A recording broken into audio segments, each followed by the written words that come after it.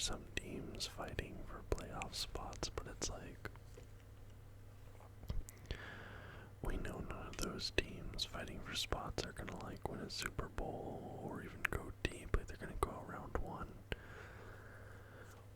Like we kind of know. We kind of know who's gonna be in it, right? Like we kind of, like right, we're at that point. I don't know. Maybe it's just me, but the regular season's kind of feeling like a chore right now. I'm not gonna lie. Like there was a point earlier today, I was watching these games, I was just like, man, I don't care about how either of these games goes. Maybe it's just because the way my team season's gone, I don't know, but I'm just kind of like, I'm ready for the playoffs to start. I'm so done with the regular season, but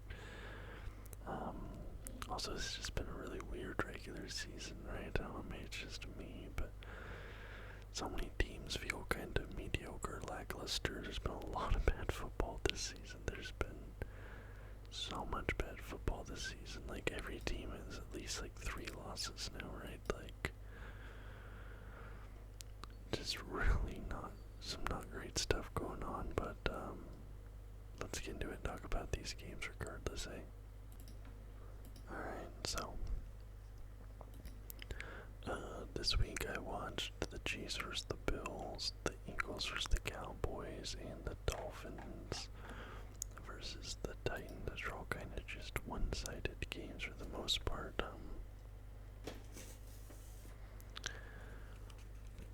Here's my predictions from last week. Last week I predicted that the Patriots, Browns, Texans, Colts, Chiefs, Broncos, Dolphins, Ravens, Raiders, Falcons, Bears, Saints, Niners, Cowboys, and Packers would win their games. That's what I predicted last week. Let's see how I did. Starting with the first game, Patriots versus Steelers. I believe this was our Thursday game, but I decided that I didn't really want to watch this, to be honest. That wasn't the kind of what I'm talking about with just wanting the season to be over. The Patriots versus Steelers Thursday night matchup. Your third place team versus your fourth place team just is not very interesting to me, I'm going to be honest. I did, however, predict the Patriots to win, and they did. Final score 21-18. The Steelers almost made a comeback there at the end with back-to-back scores when they had the final 2 scores of the game, that is, but a pretty uneventful game overall. Bailey Zappi, though. Bailey Zappi had a good game there in New England. 19 completions on 20 attempts, 240 yards, 3 touchdowns, 1 pick. Be interesting to see if a hype train for Bailey Zappi gets off the ground again, kind of like it did last season. We had a couple of decent games. And of course, Mitch Trubisky still in for the Pittsburgh Steelers after Pickett went down. He had 22 completions on 35 attempts. He passed for 190 yards, 1 touchdown, and 1 interception. He also had a rushing touchdown as well, so 2 total touchdowns for Mitch Trubisky. Actually, former Nickelodeon valuable player Mitch Trubisky, it must be said, the MVP from a couple of years back.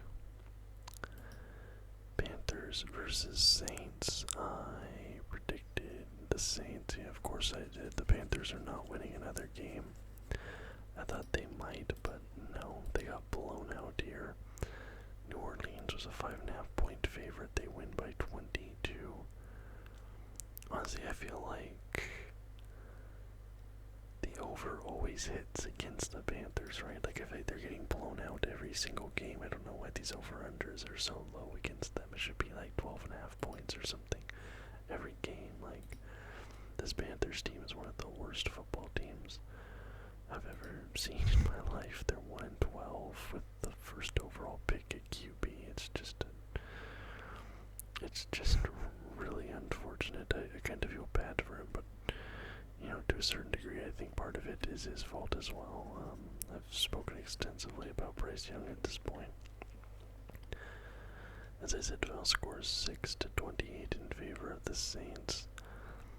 One of those touchdowns is a Hecker fumble, which goes back the other way for the Saints. Fumble recovery touchdown. Bryce Young has 13 completions on 36 attempts. He has 137 yards, 0 touchdowns, 0 interceptions. Derek Carr for the Saints. This is like the most Derek Carr stat line I've ever seen. 18 completions, 26 attempts, 119 yards, 2 touchdowns, 1 interception. Derek Carr is a very weird quarterback to like rate. If you know what I'm talking about. Like, how good's Derek Carr? Well, who's to say? Rams versus Ravens. I predicted the Ravens to win this one, and they did, but just barely. This Rams team is really impressive. For as bad as people thought they were going to be this season, they're currently 6-7-0 after this game. They're sitting second in the NFC West. This Baltimore Ravens team has absolutely surged, but this Rams team took them to overtime, and kind of crazy. It was a punt return touchdown taken back 76 yards, which wins this game for the Baltimore Ravens. But this game was a total shootout. They destroyed the over-under here. They combined for 68 points. Back and forth with scores all night long. This game was like the definition of a shootout, right? And those are some of my favorite games. And just look at these QB stats. I love this. They both threw for more than 20. They both threw more than 40 times, and they both connected on more than 20 passes. Like, that's so cool. Just slinging it out. And they both threw 3 touchdowns. Yeah, I should have watched this game. This was a great game. Stafford, 23 completions, 41 attempts, 294 yards, 3 touchdowns, 0 picks. Lamar Jackson was 24 for 43, 316 yards, 3 touchdowns, 1 pick. Yeah, this is a great QB battle. Odell Beckham has a really good game, averaged 24.5 yards per target, or per reception rather. He got 97 yards on 4 receptions and a touchdown. That's like a prime OBJ stat line right there. Colts Bengals. I predicted the Colts to win here with Jake Browning in for the Bengals and him really not impressing me last week. But shockingly, at least to me, the Bengals do get this done here. Jake Browning has a decent game. Actually, is a pretty solid game looking at it. Although he does have a pick 6 go against him, he really put on a heck of a second half performance there. So final score is 34-14. Cincinnati was a 2.5 point favorite. They win by 20. Gardner Minshew does not have a great game. 26 for 39, 240 yards, 1 touchdown, 1 pick. Jake Browning, 18 for 24, 275 yards, 2 passing touchdowns, 1 rushing touchdown, 1 interception, which is the pick 6. But honestly, a pretty impressive game from Jake Browning there. Well, actually, no, because they got the win last week, did they not? They played hold on. Yeah, they played the Jags in that game that Lawrence got injured, right? And that's the one that, yeah, Browning had almost 400 yards. So actually, I don't know why I thought he had a bad game. He had a bad game against the Steelers, that's right. The Steelers game was rough for him, but... And they have the Vikings next week. That's kind of juicy, actually. Browning. Yeah, it's kind of impressive. They're 300 yards almost, and what he did last week against the Jags. Very impressive. impressive win there. It's hard for me to bet on the Bengals, right? They're 7-6, they're sitting at the bottom of their division, but what's funny is the Colts have the same record, but they're second in their division. Just goes to show you how weak the AFC South is.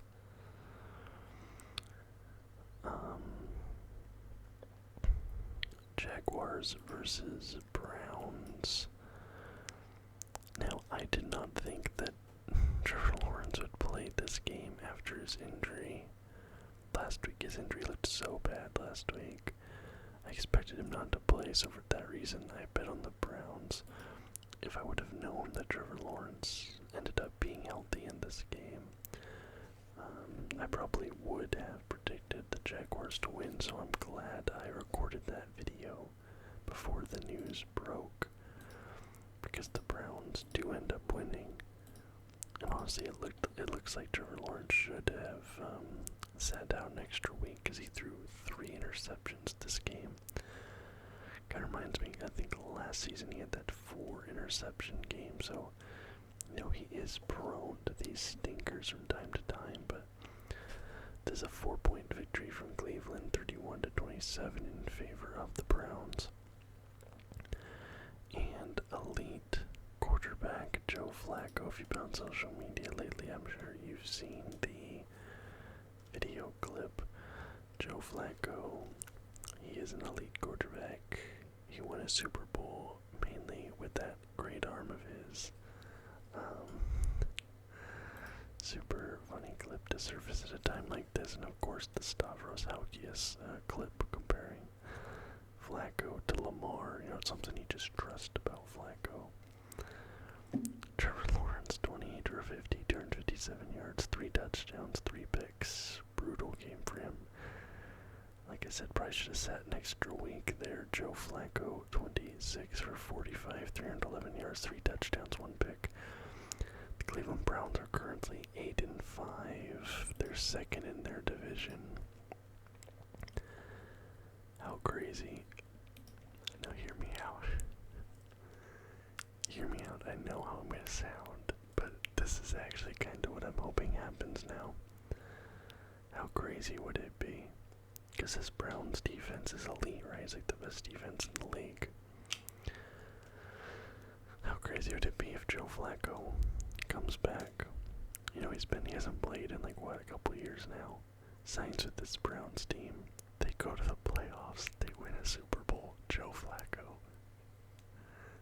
I know it is so unlikely, but part of me is really hoping right now that this Browns team wins a Super Bowl with Joe Flacco as starting quarterback. How amazing would that be? David Njoku had an amazing game.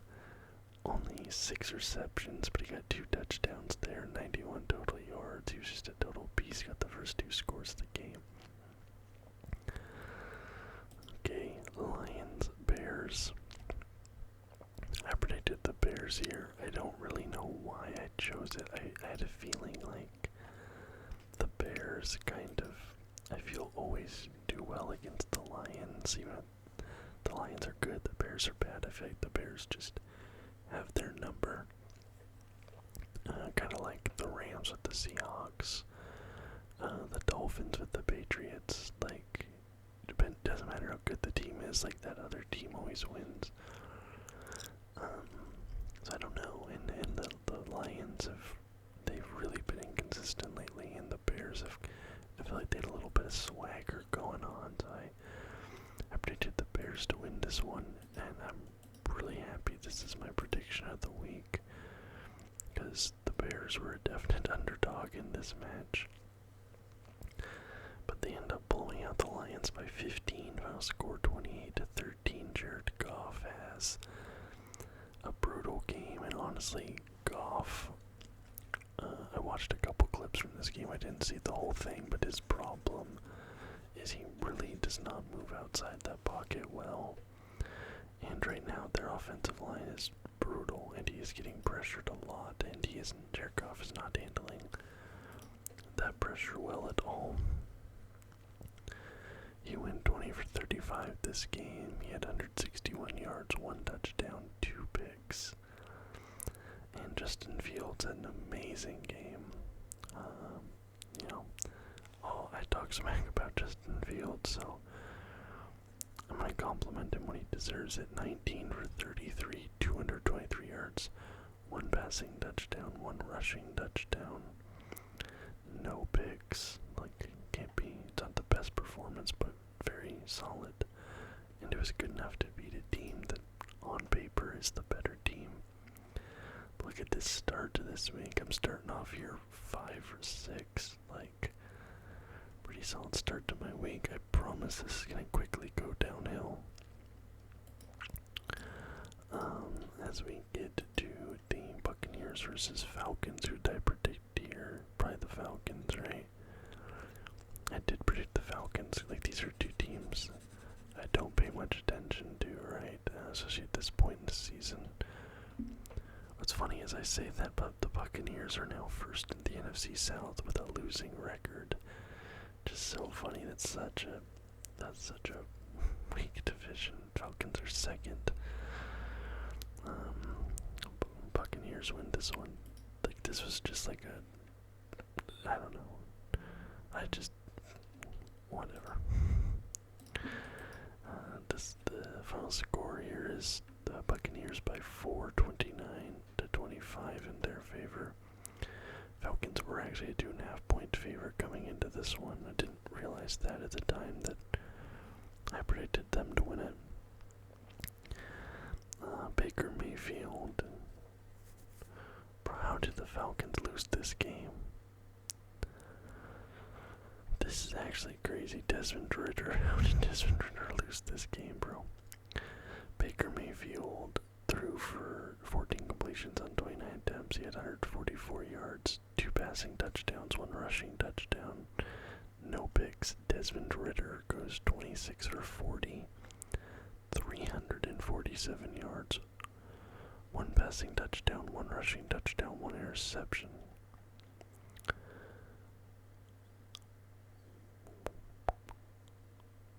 How did the Falcons lose this game? The Falcons had almost double the total yards of the Buccaneers.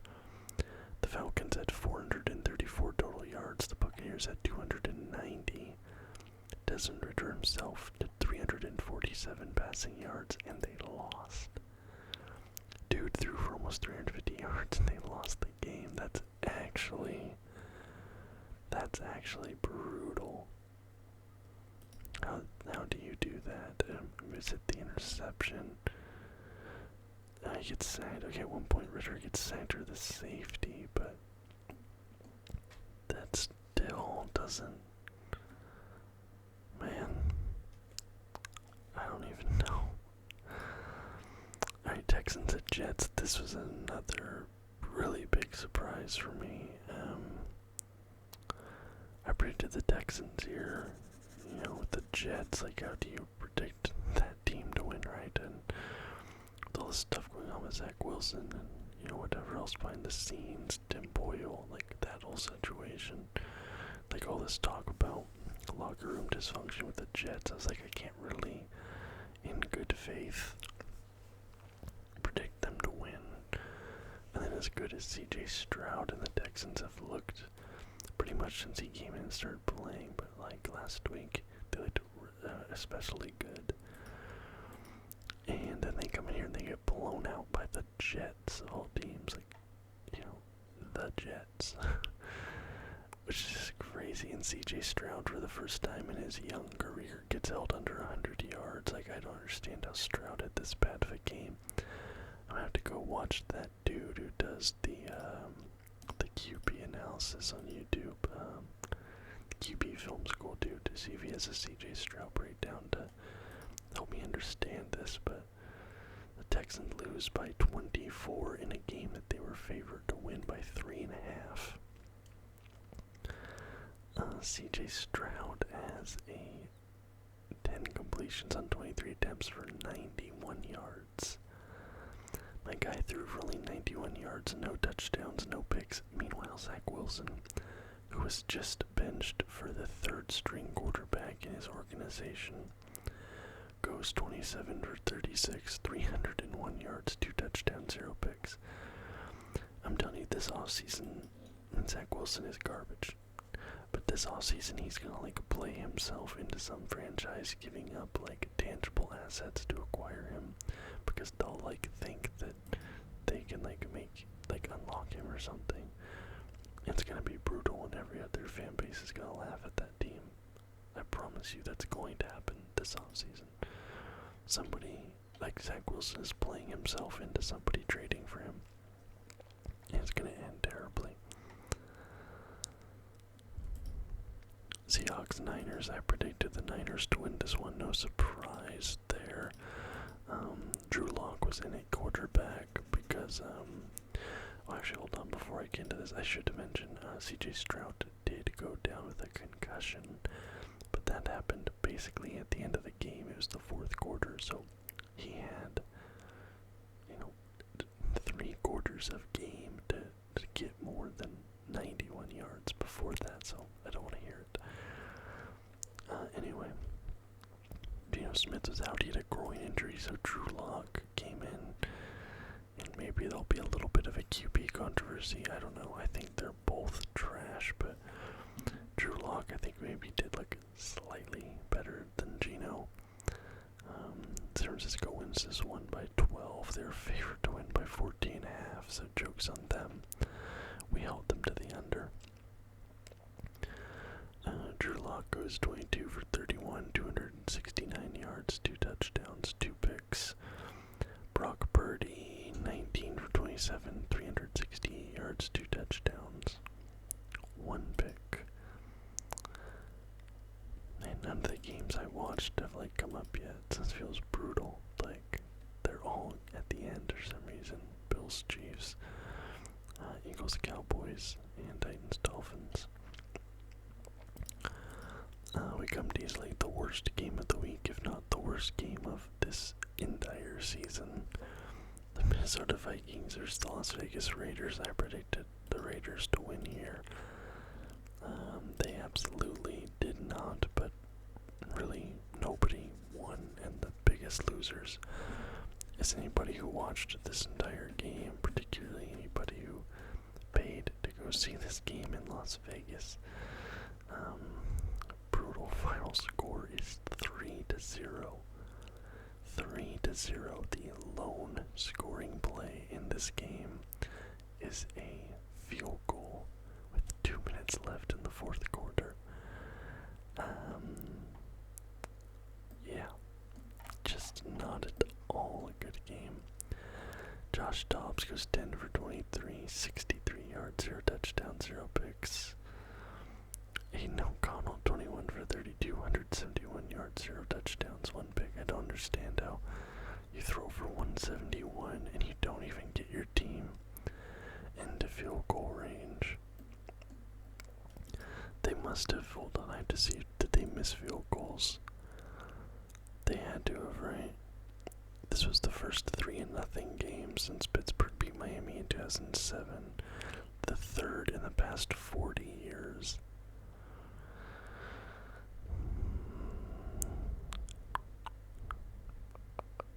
I just need to see.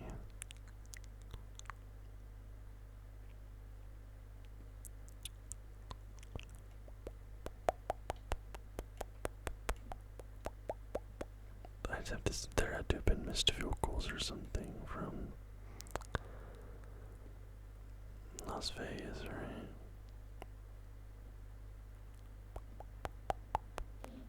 Wow. No, Minnesota missed a field goal, but that's it. But Max Crosby became the 5th rated to record 50 career sacks. Okay. Brutal match. Okay, finally we get to one of the games that I did watch this week, and one that a lot of people have been talking about for all the wrong reasons. Bills Chiefs. I predicted Chiefs. They did not win this game. And now I will tell you the notes that I took on this game. A note from the top of the game, one of the commentators said that the Chiefs have the fewest passing touchdowns through the first 12 games of the season of Patrick Mahomes' entire career. And I've definitely week in and week out talked about how lackluster their offense has been. And I think this offseason for the Chiefs, if they want to remain competitive, if they want to remain a Super Bowl favorite, they need to focus on receivers. First round pick, get a receiver. Second round pick, get a receiver. Like, they need dudes to catch the ball. And then opening drive, Mahomes gets intercepted. The Bills go 3 and out. They're unable to punish the turnover. Mahomes gets sacked on third down of the next drive. Chiefs also forced to punt. Then James Cook has a wide open lane to the end zone, flips into it. Buffalo takes the lead, and I said the Chiefs look like they're in trouble here. Chiefs go 3 and out again. Cook gets another reception off a wide open catch. At that point, I'm like, why is nobody covering Cook? Allen runs on third down, goes down a yard shy of the conversion. They go for it, get the first. Josh Allen rushes in for the touchdown, taking nearly the entire Chiefs defense into the end zone with them.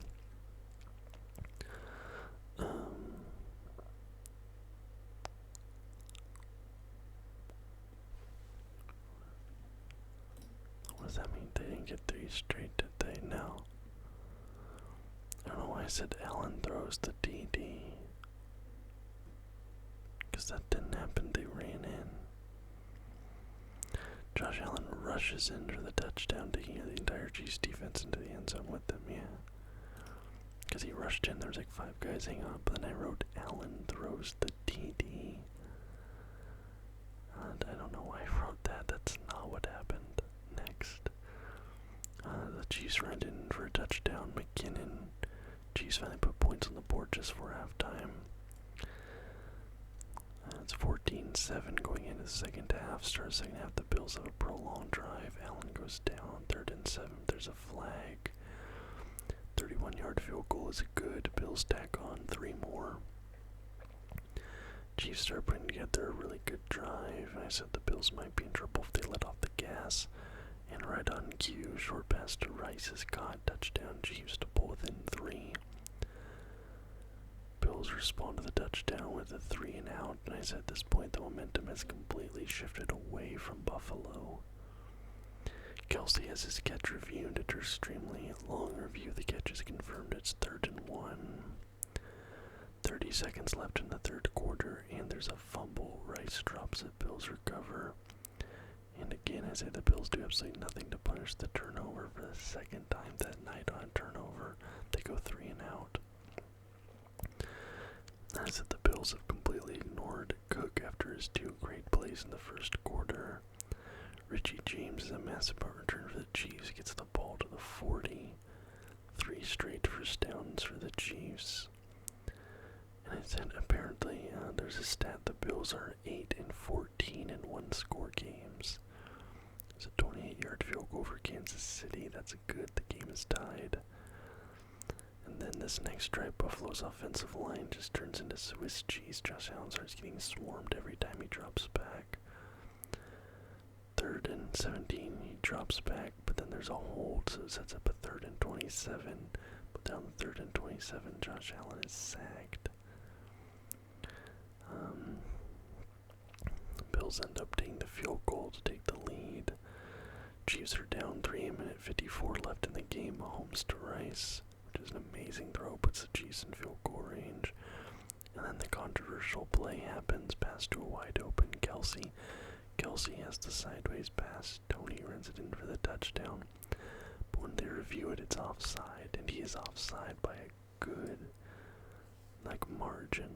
There's no denying that it's offside. But then, it's become this whole thing, because, Patrick Mahomes was complaining about it and calling out the referees about it. Andy Reid was complaining about calling out the referees about it, but, it's conclusively offsides. There's no debating that it's offside. Yeah, clearly. 3rd and 15. Mahomes pass deflects off a helmet. It's up a 4th and 15. The Chiefs have to go for it.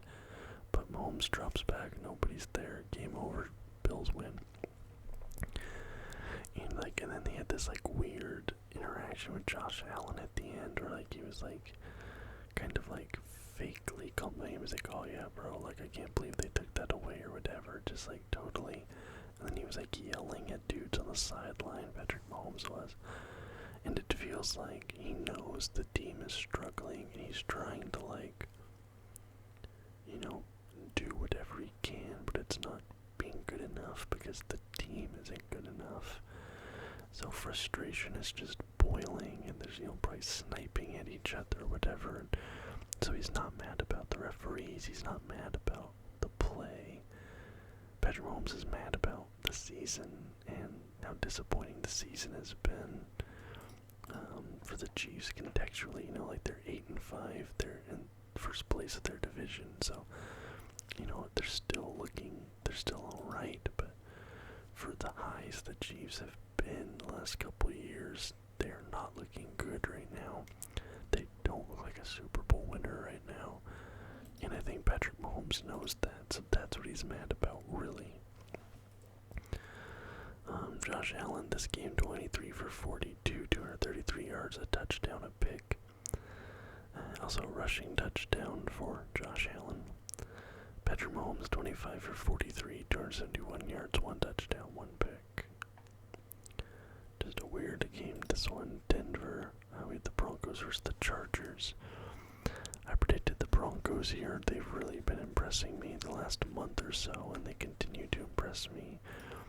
With this game, they pull off the win over the struggling Chargers, division opponent, who are now 5-8. Broncos are 7-6, and they are second in the AFC West. Quickly look up AFC West standings.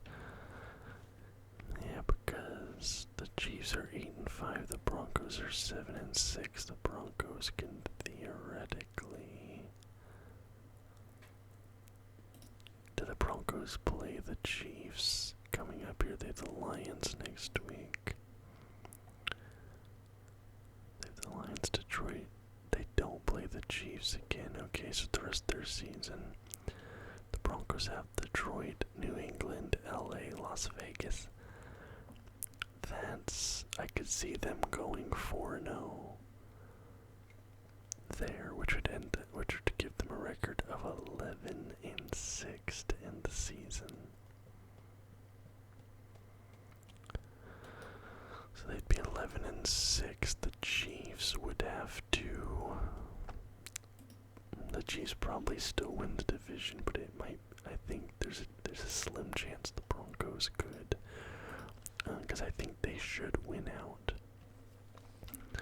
They should win out the rest of this year. Who do the Chiefs have coming up on their schedule? Because they're 8-5. So I think the Broncos will end 11-6. The Chiefs have New England. That's a win.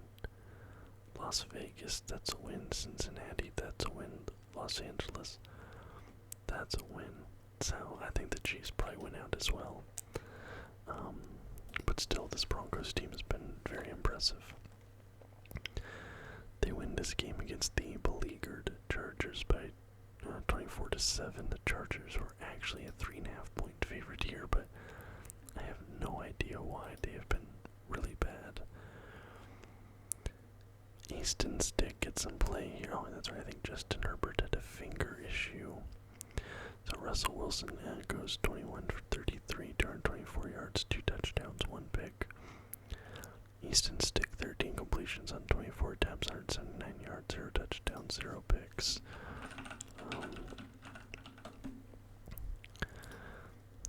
Yeah, let's see. Chargers. Wow, they actually. Keenan Allen even threw a pass this game. Herbert went 9 for 17. 96 yards, 0 touchdowns, 1 pick. Brutal game. Yeah, he hurt his finger at one point, I believe. Now a game I want to talk about. Eagles versus Cowboys. I predicted the Cowboys here.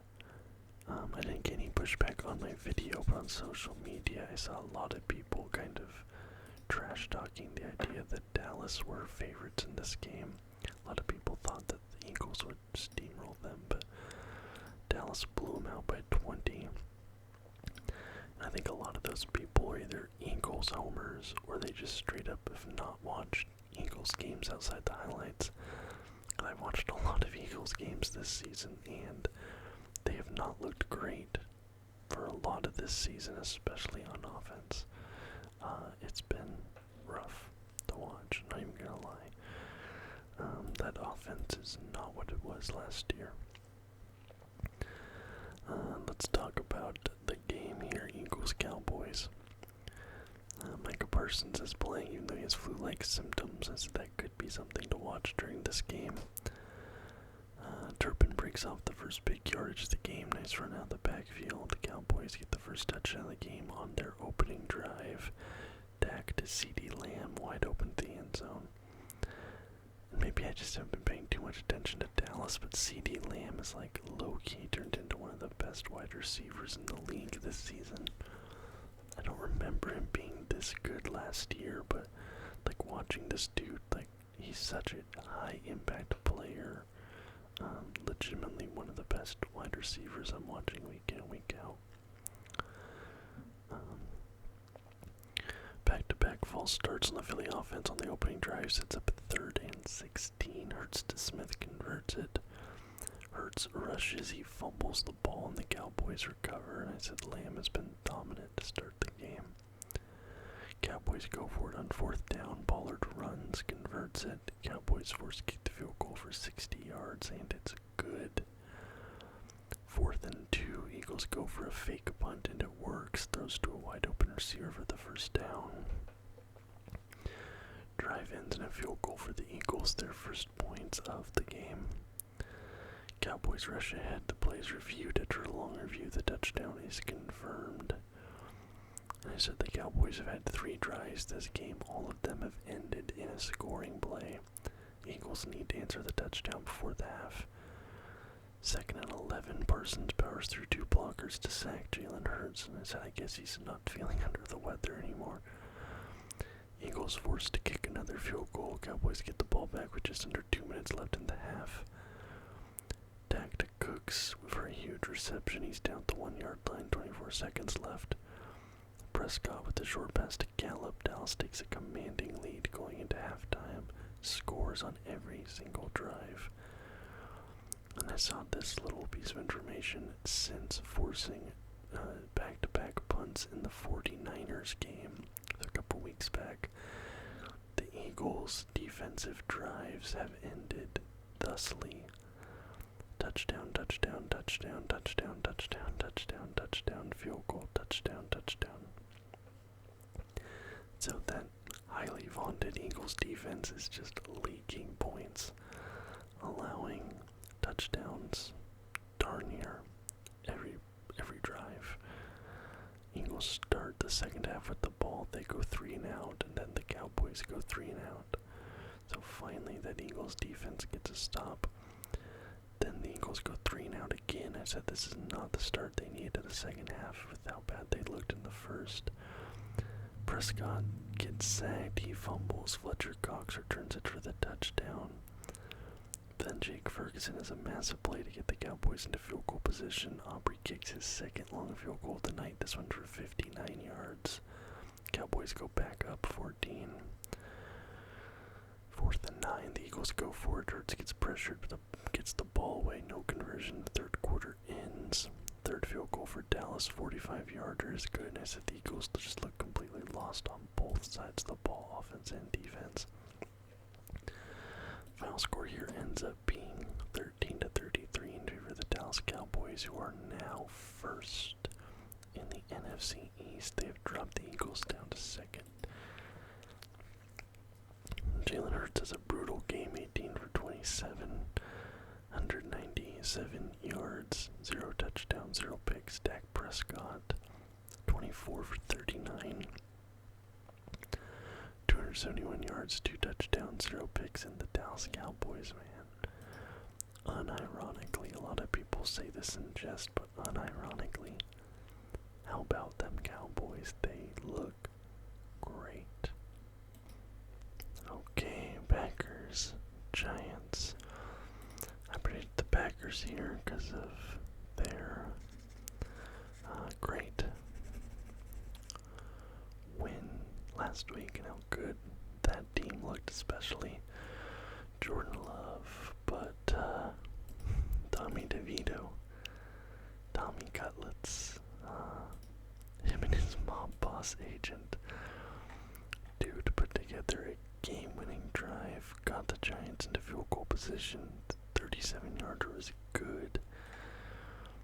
Tommy DeVito, I don't know if he's like the dude, but he's ingratiated himself so well into that team and like become such a thing. Like, I think he's gonna at least be the backup for a while over there. He's just such a character. But yeah, man, the Packers are a 5.5 point favorite in this game, and they lose it by 2, 24-22 in favor of the Giants. Jordan Love goes 25 for 39, 218 yards, a touchdown, a pick. Tommy DeVito 17 for 21, 158 yards, a touchdown. No picks. No picks for my guy Tommy Cutlets. Now Titans, Dolphins. I'm pretty sure the Dolphins to win this one. And they did very, very comfortably. I was watching this game. They lost. How did they lose? What are you talking about? 28-27.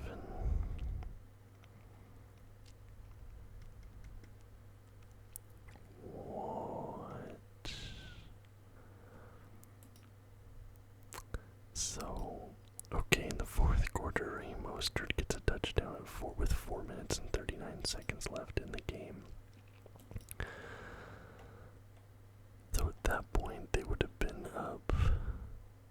Take off 7, take off 9. They'd have been up 16 points with just about 4 minutes left in the game. I turned it off because I was like, alright, this game's over. And in 4 minutes, the Titans won.